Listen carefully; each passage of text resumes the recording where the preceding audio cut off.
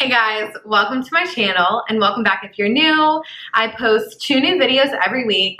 I post about mommy stuff, beauty, fashion, lifestyle. I do a little bit of everything and I would love for you to join my YouTube family. So don't forget to subscribe before you leave. The baby just went to bed. It's a wild Friday night here. I am in the kitchen with a glass of wine, about to make some baby food. So come join me in my kitchen and we'll make some baby food together.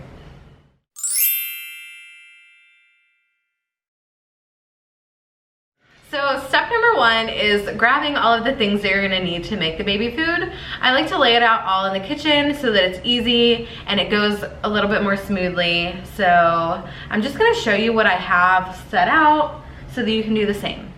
On the left of my stove, I have set out my blender and my steamer. I got this steamer for $30 at Walmart, but this is definitely not an essential item. It just makes the steaming process quicker when you're making a large quantity of food because you can steam with this while you're steaming on the stove or in the microwave. In this tutorial, I used both my microwave and the steamer to steam my food. As for the blender, it's by the brand Versa. Honestly, I wouldn't say it's the best blender, but it gets the job done. To the right of my stove, I have set out all of the food that I picked up to make baby food. When you are shopping, make sure to get a good ratio of fruits and vegetables. I usually do about 60% fruit and 40% veggies because that's what my son will eat.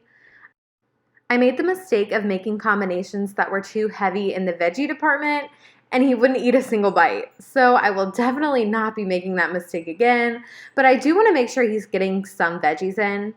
For this baby food making session, I picked up 1 large container of blueberries, a can of pumpkin, 1 mango, a butternut squash, 3 already cooked beets, 5 apples, a small bag of carrots, quinoa flakes. I like to get the flakes instead of the traditional quinoa that you cook because it blends well with the food without cooking it first.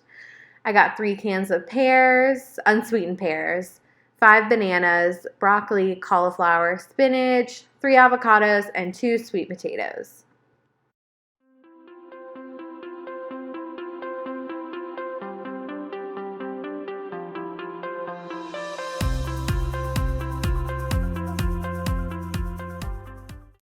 On my kitchen table, I've set out everything that I will need to store the baby food.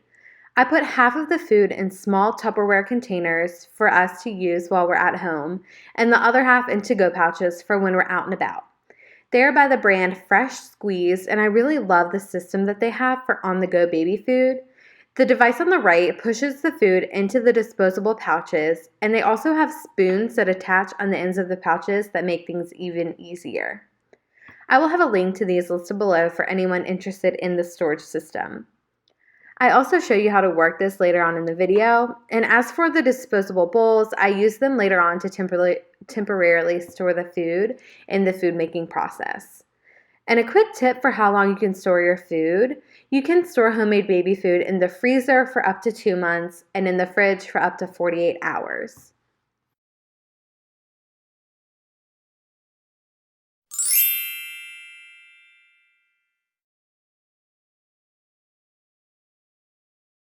To wash my fresh produce, I use the Fit Organic Fruit and Vegetable Wash. This is an important step to make sure that you get rid of any dirt and pesticides that are on your produce.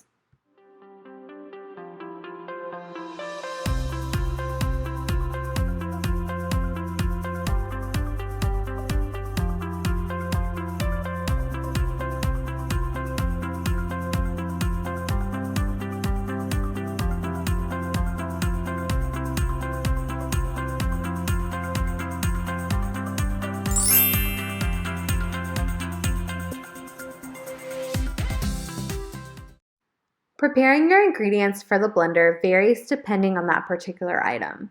This can be anything from peeling, slicing, and steaming, a variation of the 3, or nothing at all like the already cooked beets I picked up and the pears that are canned. I am showing you a variety of items and how to prepare them. This is a butternut squash that just needed to be cut in half, sprayed with a light layer of Pam, I like the olive oil version, and then put in the oven for about 45 minutes to soften.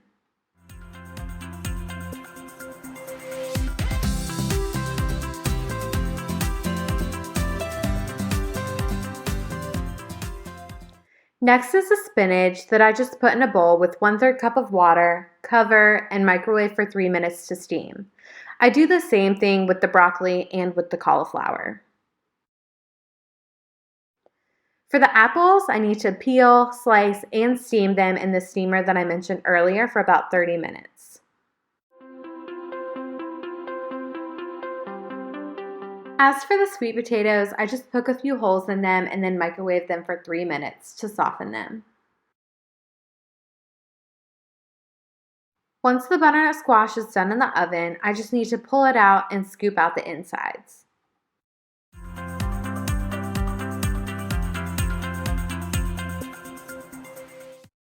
Once an item is ready for the blender, I place it on my stove and check it off the list.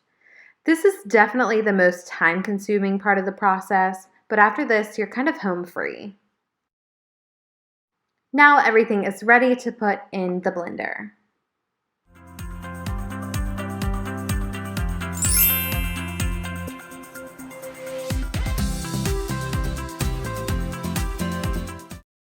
The combinations that I decided on were butternut squash with carrots, sweet potatoes with carrots, beets, blueberries, and quinoa, pumpkin, pear, and avocado, blueberry, banana, and broccoli, banana, pear, avocado, and quinoa, blueberry, spinach, and banana, and last is apple, mango, avocado, and quinoa.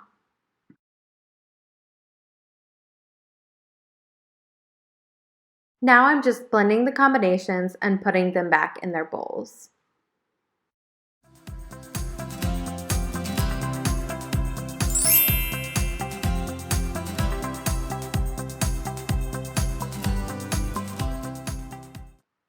There are many different ways to store your baby food, but I prefer to use these tiny Tupperware containers, which hold about 1 serving for my son.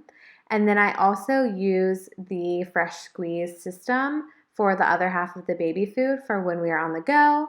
And here you can see me just putting the baby food in and then squishing it down into the disposable baby food bags. This does take a little bit longer, but I like to have the on-the-go option.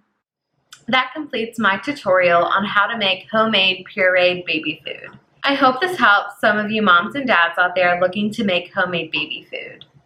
I love doing this because I know exactly what I'm feeding my son every day. After you get a good idea of what your baby likes, then you can tailor the combinations to make exactly what they like to eat. For example, my son Charlie hates anything green, so I disguise it in sweeter fruits to make sure that he's getting the green vegetables that he needs.